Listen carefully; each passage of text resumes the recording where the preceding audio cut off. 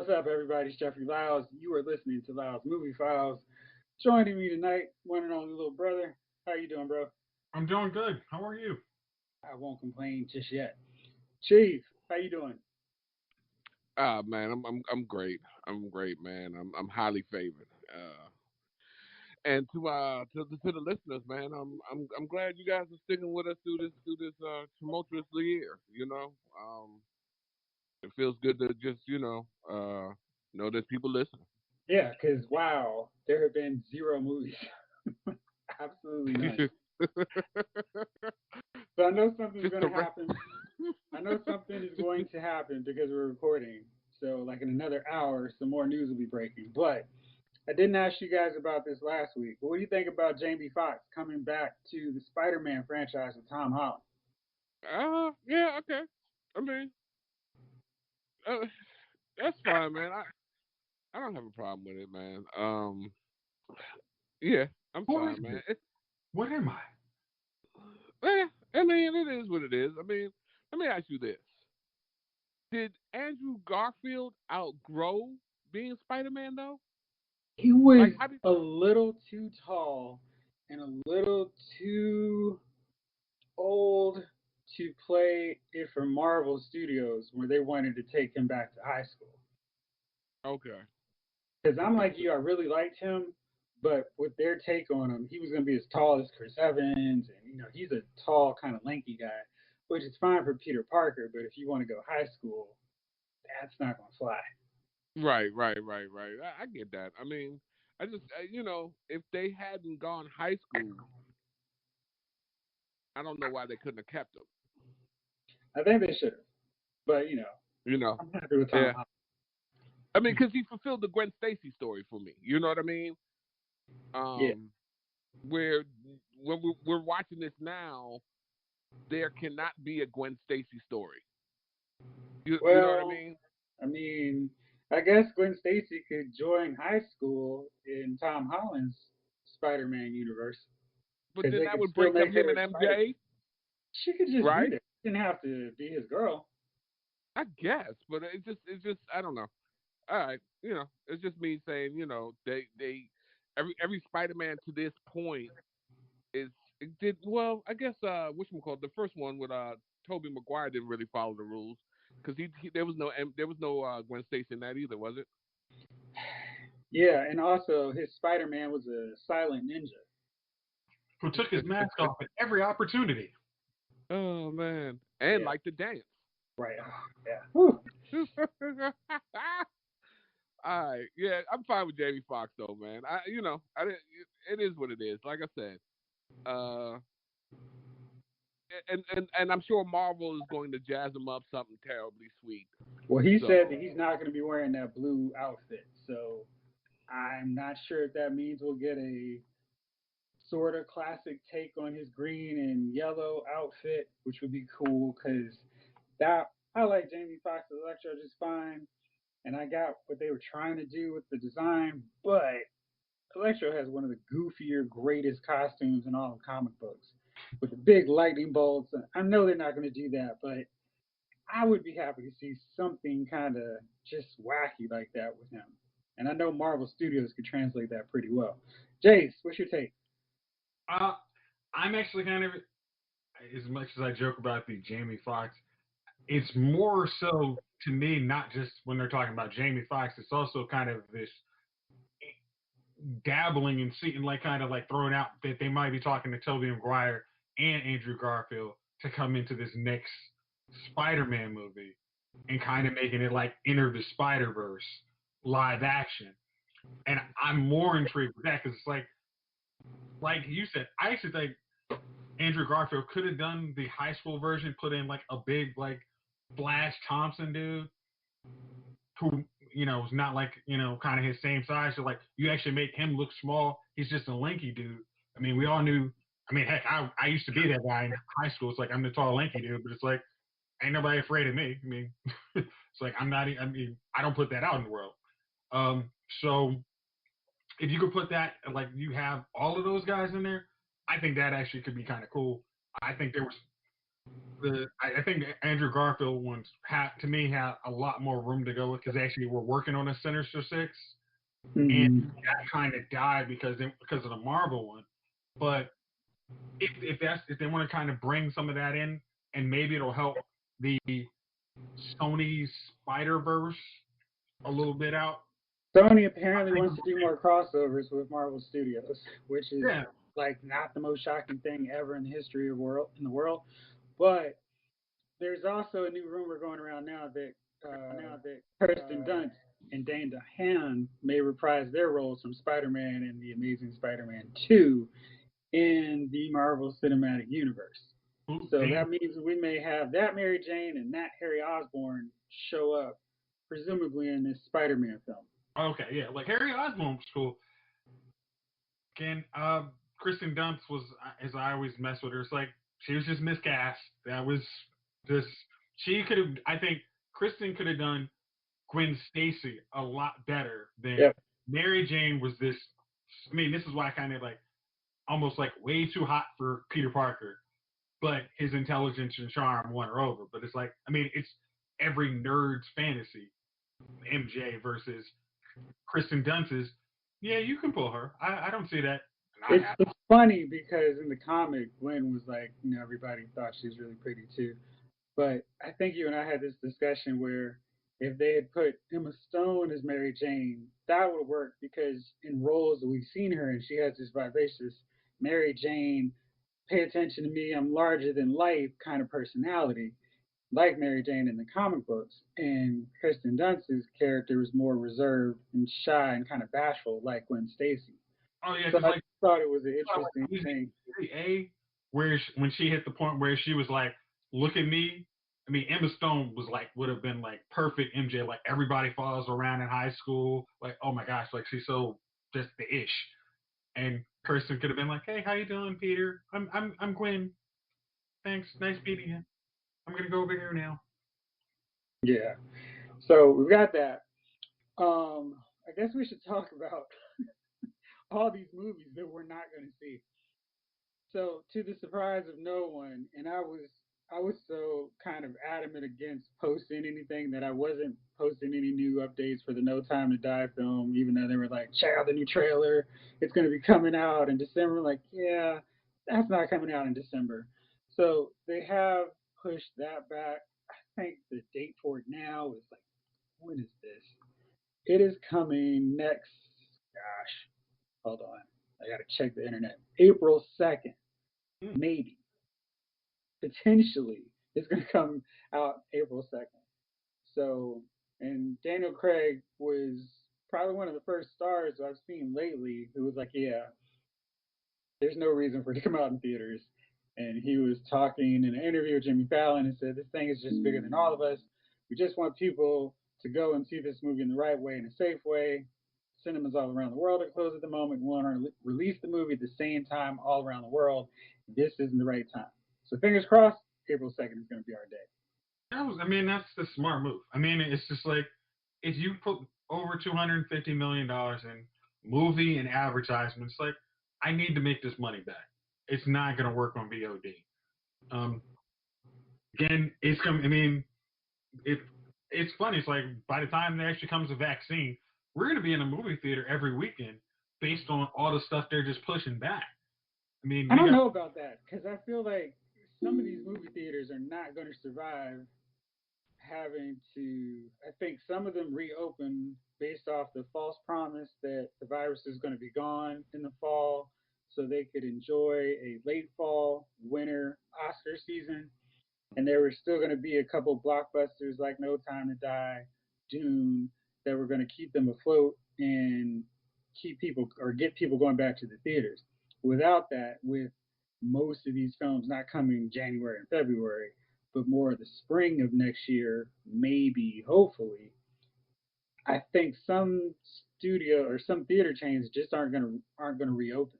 I think that was like if I'm not wrong, like Regal said it's like they were basically betting on Doom and like just like you said, they were betting on those two movies to come out. And now that they're not, they're just like we can't survive. I mean, we can't afford anything. We're done. So here's the latest on all those movies. So Dune is now pushed back to October 1st, 2021. The Batman is now pushed back to March 4th, 2022. That's Ouch. you see the trailer for this thing, and I know Matt Reeves said that was just like the first quarter of the film that they cobbled together for a trailer, but wow, that is so far back. Andy Machete's Flash or The Flash is now coming out November 4th, 2022. What? Hold on. Shazam: Fury of the Gods is now that's the Shazam sequel is now coming June 2nd, 2023. And The Rock's movie Black Adam has temporarily been removed from the release calendar. The Matrix 4 is now coming in December 22, December 22nd. I'll figure out how to read that properly once. It's coming out December 22, 2021. And yeah, so that's everything. Cheat. Yeah, I don't know, man. It's not looking like you're gonna see a lot of DC movies except for maybe Wonder Woman 1984 until 2022. What's your feeling on that, man? The shit sucks, and I guess they're hedging their bets, man, just in case this thing ain't over by, you know, summer of next year. Um, I just, it's just highly disappointing, man, that after a year of nothing, that they're gonna take another year and be like, you get nothing this year either. Um, you know what I mean? Like, Yeah. you got, I guess nothing wins like the dollar, man. And I'm saying that because if they just wanted to give the people content, they could. Like I said, we've talked about this 100 billion times.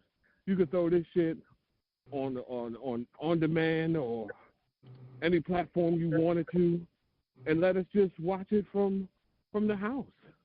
I'll pay $30 to watch Wonder Woman. I'll pay $30 to watch Shazam. I paid $30 to, you know what I mean? I've been sitting in the house for a year watching, clown movies and shit. There's nothing on. So you're asking me, right? How far have you gotten? Like, how deep have you dug into your Netflix library? And or anytime they post a movie, you're like, I'm gonna go ahead and watch it. You know what I mean? Something they'll be like, number 4 in America today. You're like, okay, let's pull it up. Because you're right there. You're right there. Like, there's nothing before it. There's nothing that you're saying, man, I'm in the middle of watching this, or there's this great show here. You're just waiting for content. You're so geeked every time something comes out that looks like it might be halfway decent that you're turning to that instantly and watching it. So, for me, another year, man, especially on that Wonder Woman. Like, man, y'all should have dropped that last year. And then to find out Shazam is another 2 years away. No, yeah, another 2 years away? No, Jesus. And then they're not going to do the Rock movie at all right now? They've taken it off the schedule. Black Adam?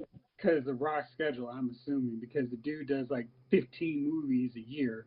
So I'm sure everything that he's done has been pushed back. So since they don't have a firm date, they're just like, all right, well, when you can fit it in, Rock, we'll get it in.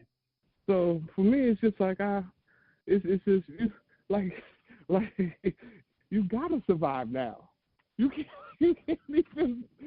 even take the risk of being sick because you ain't seen shit. So you gotta make it through COVID.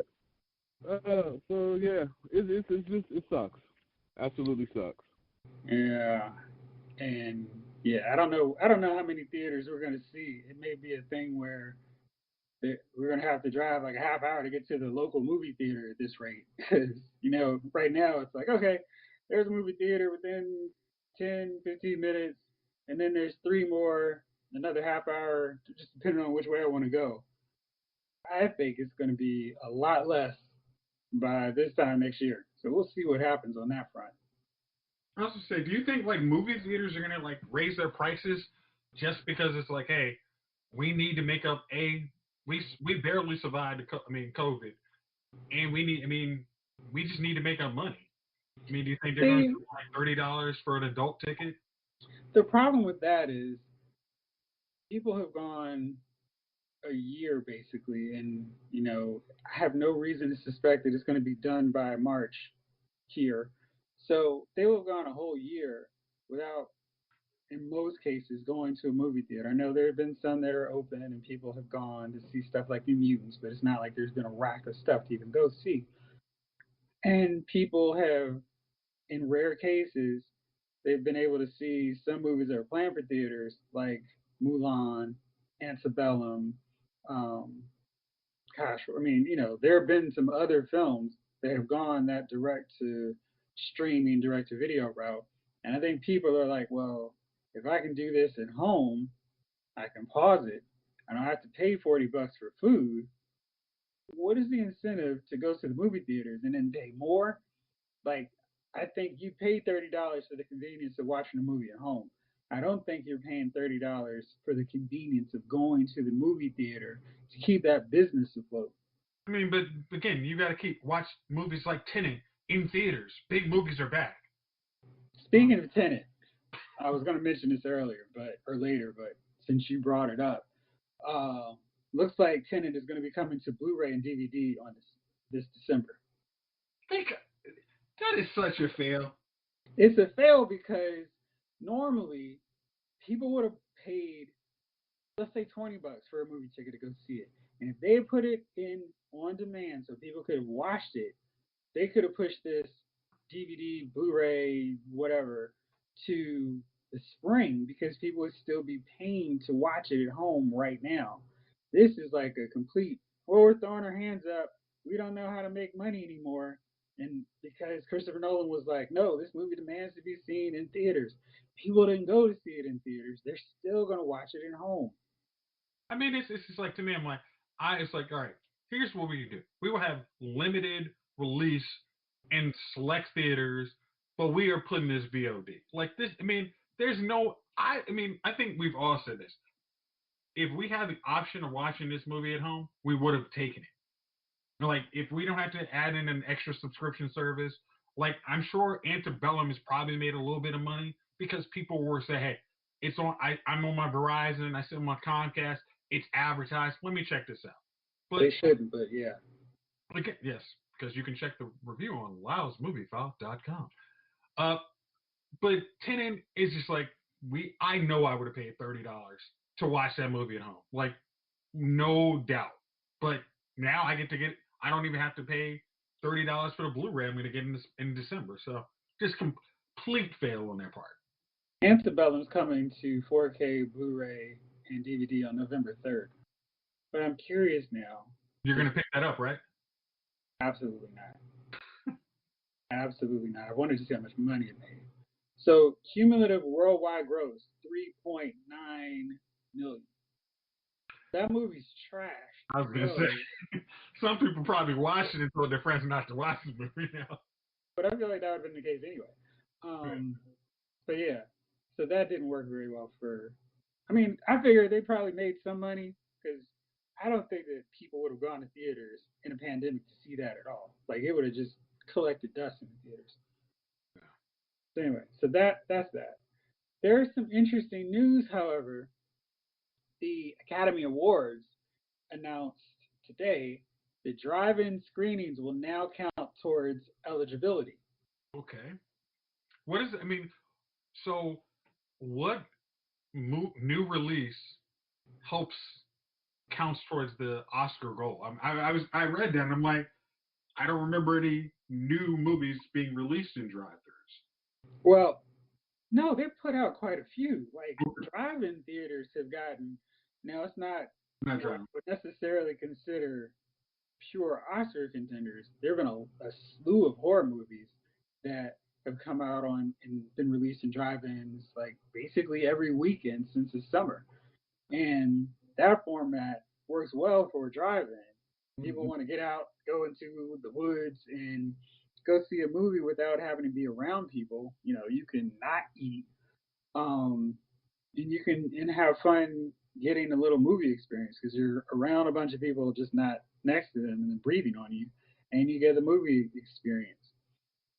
But it seems like most of these movies that are gonna, if they even have an Oscars, it's set for April 25th next year. We'll see if that does play out.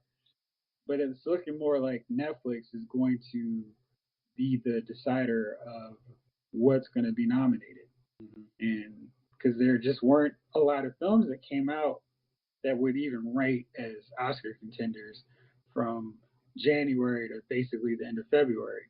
Yeah, because even HBO Max isn't going to release any new Oscar bait movies. But I think all those platforms that have stuff available and ready, they are going to start putting them on Netflix and whatever other options. Chief, with the option to watch new movies, even though they may not necessarily be what you would want to see, would you watch more of these Oscar films just because there's nothing else out? It it it all depends on what Oscar film, man. And I'll be honest with you, man. You know me. If I'm gonna fall asleep on it, then there's no sense in me watching. You know what I mean? And most of the time, these Oscar films are so artsy fartsy that I can't stay awake. I'm 15 minutes in, I'm snoring. You know what I mean? The doctor's saying I got sleep apnea or something. You know what I mean? That's how hard I'm snoring. So, I can't. I didn't see. I remember last year we were going through all the Oscar situations and so on and so forth, and I didn't see any of those movies. Not a one. They were like, yeah, this is getting nominated. This is getting nominated. Blah. I didn't watch any. So, in order for me to watch an Oscar movie, it has to be at least entertaining to me. Any movie, even I can watch like we watched the Velociraptor Priest or something like that. Velocipaster. And it was entertaining enough. The Velocipaster, right? So it was entertaining enough that I kept awake during it. You know what I mean? Whereas these Oscar movies, I'd be knocked out in 15 minutes. So, no, if it's just a snoozer. You know what I mean? So, and a lot of these Oscar movies are. I'll start lining up some sleep aids for you. That's what they call screeners. Right. Yeah, you're right. Because I guess they're just going to start sending them online. But I guess they could still deliver them because I'm still getting stuff from the mail. Remember last week we talked about the drive-in theater that was playing Addams Family and Hocus Pocus? Yep. All right. Well, just to prove Chief correct that people want to go out and see something, both the Friday and the Saturday show for this weekend are already sold out. Sunday is the only day you can see these movies at the drive-in. Wow. That's I mean, I think it was like Wednesday. It's in 20 was like the difference of like 21 years since their initial release was it's actually been a #1 film at the box office. Like, yeah, that is crazy. Yeah, it's really, really interesting. One other movie we forgot to talk about, all the DC stuff, is Black Widow still set to come out May 7th, 2021. Assuming people are not in theaters, do you think Disney holds out yet again and delays it, or do you think they just go, whatever, let's just beat it so people can pay to see it? So they've officially delayed it till next year. Yep, May 7th. Okay. I have to think May. That's when people are going to be getting out of college, graduations. I think they're going to be like ready to go to the movies. I mean, I know we said this. What was it? March earlier this year. We're like, oh, this will be done by now. It's a good time to push everything back. But I'm thinking 5 months into next year. I think that's probably it's like that's the early bird gets the worm. I think they're gonna stick on that. If they've already moved it to next year, they're not gonna bring go VOD. They're like, hey, we can do next year. I still don't understand DC's philosophy on that, like pushing everything back 2 years. But I guess like a movie that's already done, you have to at least say, hey, we can release it when we can. So, But what I find interesting is that Disney is back in production with some of these shows. Falcon and the Winter Soldier is shooting again.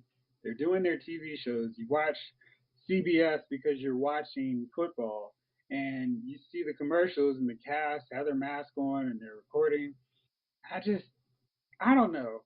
To me, it you know, seems like they're it daytime seems like shows. what the NBA was able to set up something where they could do what they needed to do. No incidents whatsoever. And I just find it really fascinating that no one else is able to implement that. Now, I don't know the requirements of shooting, of course, but I'm just wondering if it would have been worth it for some of these studios to just create their own studio bubbles where they have a sound stage where everybody's tested and they're in a complex. And they only go back and forth to shoot, record, take a break, whatever, and go back to the complex and chill when they're not shooting. Get the thing done faster than they normally would, and then just spend all the time in post production and cleaning up the special effects. It seems if the NBA could be in existence in this bubble for 90 something days now, Hollywood and studios could figure that out too. Oh, okay. So the truth is, actors are a little more, let's say, nicely prima donnas. They're not going to sit in a bubble for 3 months and not have their friends, their family, and all the others around them. That's just not how they're made. We appreciate them for being who they are. They're not willing to make. And I'm saying the NBA those guys wanted to play. They wanted that championship. They wanted to do that. But like think of football. Football didn't decide to do a bubble. It's like hockey. Hockey successfully did See a what's happening, right? and that's what's happening exactly. And Hollywood is just like we can't have our actors sit in this bubble, then have to do post production, then have to do reshoots, and because we're gonna release them after we've done principal photography, and then they're pissed off that they got to do this again instead of they were told X, Y, and Z, and now you're going back on your word, and then it's like, nah, and I don't think that's workable. Like if you ever look at like daytime TV, they actually you can see like Young and the Restless and places like that. They're actually shooting. I don't know how they're working their system, but maybe it's a little more workable. They're all like socially distanced, but they're. Maybe the hours aren't as long. You're switching cast members off, but if you're like a TV show that's got 5 main actors, they're just like, nah, we're doing like Ruby Rose, 18 hour days. I'm not feeling sitting here in this bubble for 3 months, 18 hours. Then y'all have to call me back for principal photography. Like, they're just like, no, I'm not doing it. Chief, what do you think? So do I think actors are in this bubble, this prima donna bubble? Just like what's your take on why Hollywood can't do what the NBA did? I don't think that I don't think there's no drive for them. When you do the NBA, when you do certain things like that, I think athletes have a certain sort of competitive nature that brings them in. They want to compete. They want to play. For athletes, your time has an athlete is limited. That's true. You know what I mean? So hell, as an actor, you can act, up until the time you expire. But how long are you going to be an athlete? How long does that last? So you spend, between injuries and whatever situations you figure to miss a year or so on an athletic field is huge. It's huge. And a lot of times you see athletes crying, not just from the pain of the injury, but a lot of times they're crying because they know that is a year gone. Yeah, hopefully. Hell, I remember we used to joke and say NFL stood for not for long. And certainly, the NBA isn't. You're not guaranteed on none of that. So I think that, as an actor, you're just like, okay, whatever. I'm already signed up. The role is pretty much mine. I'm just gotta wait this out. And if we talking, if an athlete doesn't go to, if they don't play, they don't get paid. Versus an actor, if he's got, he may be already established. He got some years in. You think Tom Cruise can afford to miss a year or two? That joker is shooting right now, though. Right. He should. Well, he's Tom out Cruise yeah, but I'm just saying, like, he can afford it. Dwayne Johnson can afford it. Any top actor can afford it. They still, if they miss a year, they'll be just. As a matter of fact, people will want to see them more because of the fact that they haven't seen their favorite actor in a minute. LeBron is what, 36, 37 years old? I think he's 37. He's closing on 40, which seems old, but it's like wow. So how devastating would a year out be for that cat? Quite a lot. To miss a whole year. So that's my take on it. I have, of course I'm not rich, but that's what I would think that thought process goes into. An athlete wants to compete. They want to get out there and get into what they do best. Versus an actor who, I've got the part. I'm just waiting for production to start back up. I'm chilling. That's interesting. I wonder if it's different for women because Hollywood's still all like, well, you put on a little weight, you got pregnant, or you're older now. We found some new blonde, and apparently they're still creating new blondes, and we're gonna give her your role. So I wonder if women who are even like the high esteemed ones are feeling some pressure to get back to work more than their male counterparts. Yeah, now that I probably believe is just true to a degree. I mean, women, it's always been harder. Anything is harder for women. You know what I mean? It's harder for white women, and it's twice as hard for black or minorities. I mean, I think other woman. Yeah, so I think that you've got to, women, men, if they get a woman pregnant, I mean, he's back to work. A woman has to, just like we were talking about that Supergirl. Yeah, so, and I was like, well, when you're on TV and you're the star of that show, is it considered, reckless to get pregnant when you're employing so many people who are using that show to survive and pay bills? You know what I mean? Now, if the show ends or gets canceled or, you know what I mean, but for somebody to say, well, listen, this is what I'm doing, I quit, is that just like old girl from Batwoman, I thought was wrong. You know what I mean? You got a whole bunch of people. Way worse. Not that I think that. Well, I don't disagree. I don't disagree. I'm just saying, and I'm saying in general, but we're talking about women. Yeah. But I mean, I just think that that makes it tough. It's tough for them because they've got to make the choice of getting everybody fired in order to live their lives, because you can't have that, and or how they do the for a year they do the upper chest and neck shots. You can't, you know what I mean? So I've seen them do that when somebody's pregnant, that they don't go any lower than their midriff. Right. But Jace, yeah. So yeah. Okay. Jace, you watch Glow, and Netflix decided, hey, with this pandemic, we're just gonna cancel it. No need for a fourth season, even though we got a cliffhanger. Were you happy about that news? I think, I mean, it's when I read that, I was like, that's really, uh, yeah, all right, I'm gonna let it a little fly.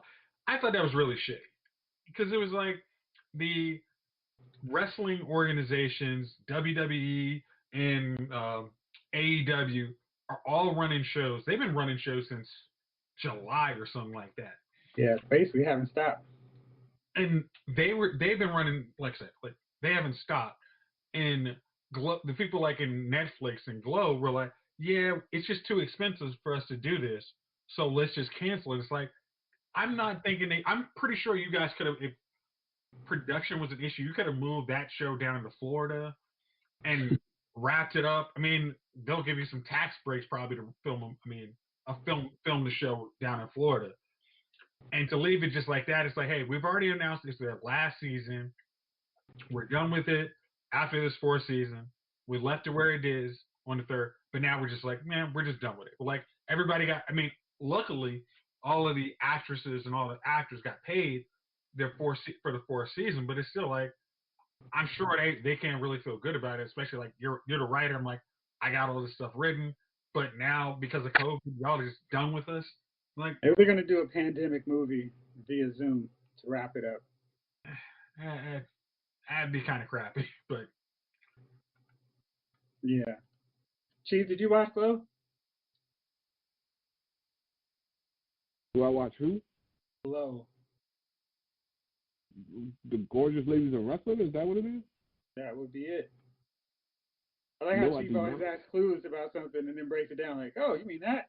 no, I really Well, like her you character. know, because I wanted to make sure that I was because you know wrestling is not my thing. I haven't watched wrestling since The Rock was on there. And before then, I hadn't watched like wrestling since Wendy Richter. But yet you remember. So, Well, I mean, didn't watch yeah, Glow. yeah. So you talking about, you know, I don't know, Wendy Richter was what, the 80s? 84, 85, man. Like a So long that's time. what we're talking. So yeah, so that's where I'm at with it, man. So no, I don't watch Glow. I don't watch wrestling. It was a I don't Netflix do. show, so you're still looking for entertainment. Word on the street is it was a very entertaining show, but it's going to have a cliffhanger that you're never going to see the end to now. You know, and thanks for telling me that because now I'm not gonna watch. I just figured I'd give you a heads up. I don't want to surprise you. Yeah, I hate that. That's, you know, and the funny part is, that's why I never watched the third season of Daredevil, and that's why I never watched the it was something else. I never watched all the Punisher. Well, I in knew fairness, Chief, I think you could have watched both of those season 3 and season 2 and gotten a complete story. I'm not sure if the Daredevil crew knew that they weren't going to get a fourth season, but it certainly didn't end in a way where it was like, well, what's going to happen next? Um, it had an actual ending where you can just kind of imagine the further adventures of Matt Murdock and company. And Punisher is so open ended where it was like, well, where's he going to go to next to start punishing people? But it didn't feel like, oh man, I can't believe they didn't answer this question. Who's his wife and who's the daughter and who's this person trying to kill him now? It wasn't like that. All right. One last thing before we wrap it up. Um, I kind of suffered through the Mila Jovovich Resident Evil films. They were good to really good to what the heck are they doing? This is so stupid. She's not a superhero, but she is. Um, but we're gonna get a new Resident Evil reboot with no Super Alice in sight. This one actually has Chris Redfield, Jill Valentine, Claire Redfield, and Leon S. Kennedy. Can't forget the S in this film, and it actually is a diverse cast, which is even more like whoa. So I am very much looking forward to this. John Johannes Roberts, who directed 47 Meters Down, said For this movie, I really wanted to go back to the original first two games and recreate that terrifying, visceral experience I had when I first played them, whilst at the same time telling a grounded human story about a small, dying American town that feels both relatable and relevant to today's audience. That's fine. This movie is actually going to be set in 1998 to explore the secrets hidden in the walls of the Spencer Mansion and Raccoon City. I can't sign up for this movie enough. It may be 2025 before I get to see it, but whenever, I am so about this movie. Jace? I'm gonna have to say, quote me on the Futurama meme. Take my money. Yeah. Honestly, I'm wondering if they're gonna even like. The only thing that kind of is intriguing is, are they gonna have the original Resident Evil, like, what was that, PlayStation One bad guy at the end, or the upgraded, I think, PS3 bad guy Albert Wesker, like he was really like Neo. Albert Wesker is in the movie as well. Well, I mean, like, you know how like he actually in like Afterlife, where he was actually like Neo, was like, oh, y'all got real cool Albert Wesker. Yeah. Versus the original one where he was not Neo, but then they're like, oh, we upgraded him. So Right.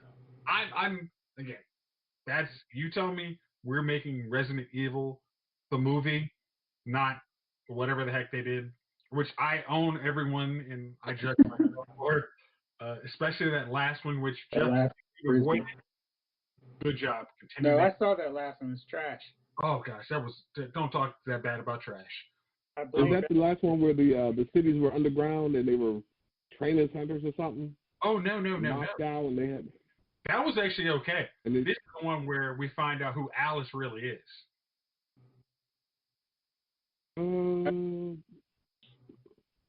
I thought that so that wasn't the last one where he gave her back her superpower.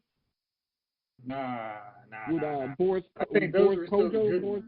Yeah, for some reason they never put that last one on Netflix.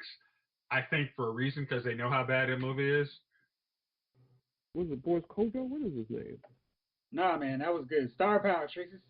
Awesome. Afterlife is on Netflix. It's Retaliation. Chapter, I think, is what it's called. That's what it is. And so did he give her and the next one, did she have all the powers back then? Yeah, she was back to being a superhero. Which one was the one that got left on the boat? But that had to be before the last one with Boris, because everybody was dead. No, they killed all the survivors from the last movie, which was so bad because it's like, what are y'all doing? Yeah, it was really bad, man.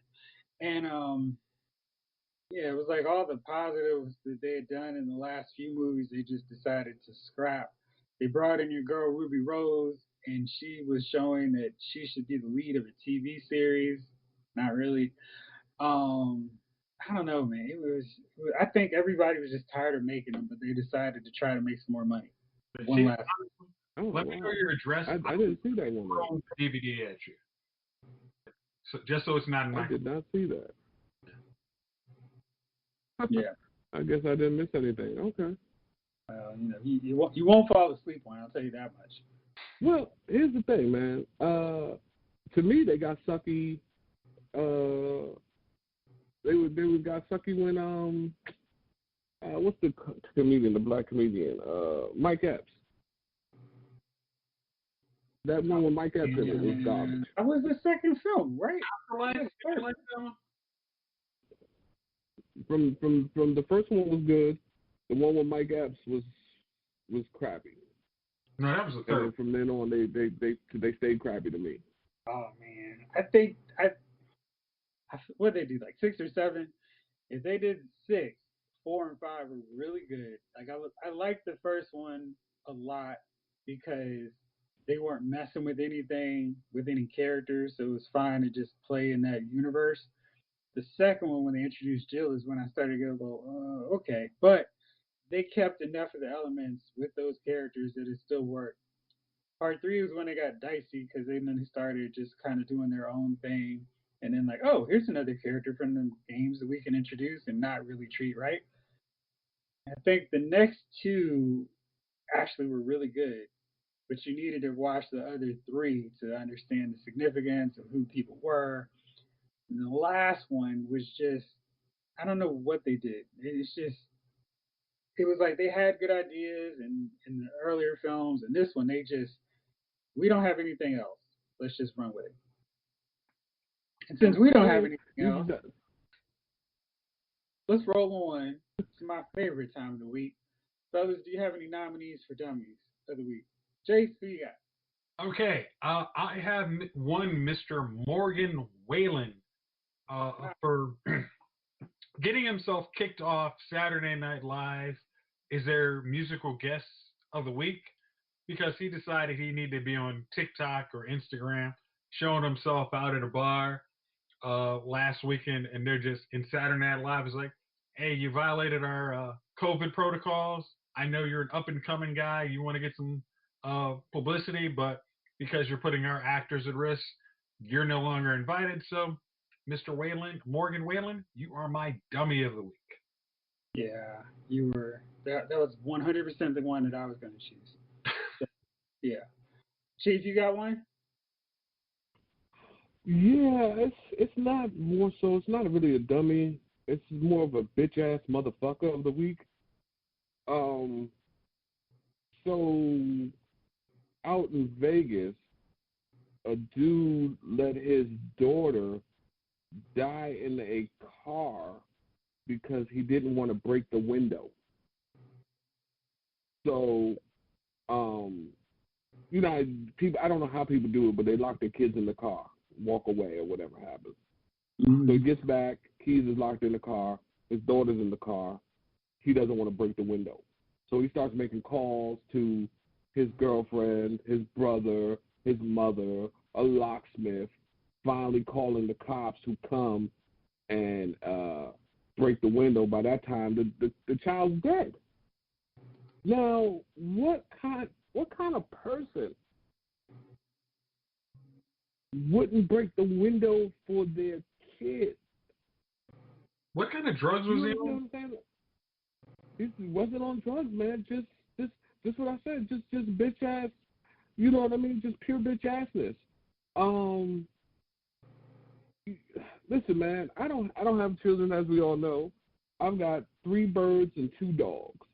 And if any one of them was in the car fucking dying from the heat, I would break the window for any of them. You know what I mean? Fuck that window. And I don't understand how you let your child die by not breaking a window for your child. I don't understand that. You know, I read the article, and then I had to go back and read it again because I was like, man, maybe I misread it. You know what I mean? Maybe there's something in it that I didn't read right. But no, I read it correctly. He just didn't want to break the window for his child. And I can't even, I have no understanding of that. I don't understand how you don't break the window, you know what I mean, for your child, you know. So, yeah, that's my more than dummy of the week. I can't even, you know, and then, you know, Jeff will probably bleep out the cussing or whatever. I mean, and I understand that, but that's how I feel about people who let their kids die unnecessarily through some unnecessary act. Things that could have been prevented for your child. So, it is what it is. But yeah.